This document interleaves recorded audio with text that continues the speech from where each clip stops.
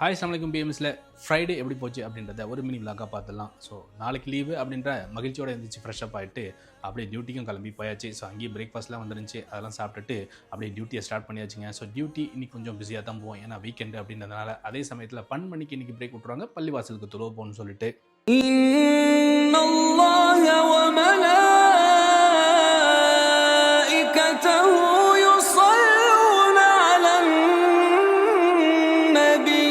தொழுதுட்டு அப்படியே ரூமுக்கும் வந்தாச்சு. இன்றைக்கி லஞ்சுக்கு நாங்கள் எங்கே ஆர்டர் பண்ணிட்டோம் அப்படின்னு பார்த்தீங்கன்னாக்கா, பிரியாணி பிரதர்ஸ்லேருந்து மட்டன் பிரியாணி தான் ஆர்டர் பண்ணியிருந்தோம். சூப்பராக லஞ்செல்லாம் முடிச்சுட்டு திரும்பமே டியூட்டிக்கு போயாச்சு. ஸோ மதிய டைம்லாம் யாரும் இருக்க மாட்டாங்க, ஷோரூம் க்ளோஸில் தான் இருக்கும். ஸோ அட்மின்லேருந்து சில பேர் மட்டும் தான் இருப்போம், அதில் நானும் இருப்பேன்.